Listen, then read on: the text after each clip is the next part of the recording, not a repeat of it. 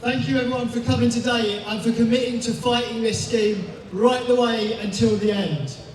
Earlier this week, the government tried to insult our intelligence. As news broke about their secret plan to knock down the basement wall and push out right up to important communication lines, the government lectured us about the planning process. This is a disgrace.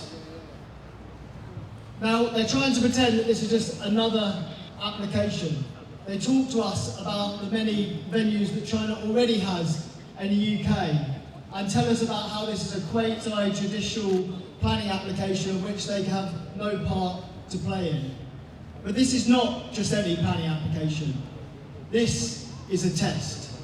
It is a test of the government's resolve in standing up to China.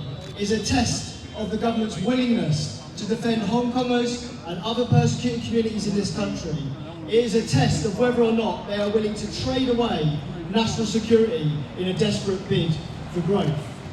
Now we know that sometime in the next couple of weeks, the Prime Minister is going to hop on a plane with a begging bowl to Beijing.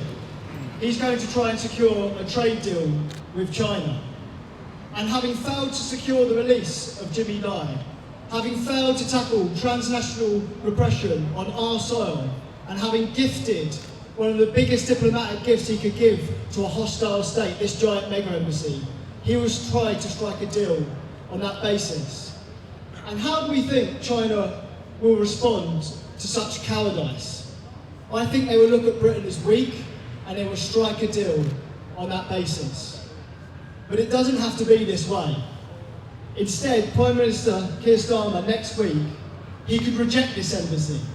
He could cancel his visit to Beijing, and he could demand that he will not get on a plane until Jimmy Lai comes back in the other direction. That to me is the strength that Britain should be showing. That is our demand on the Prime Minister this week. Be brave, stand strong, reject this mega embassy. Thank you.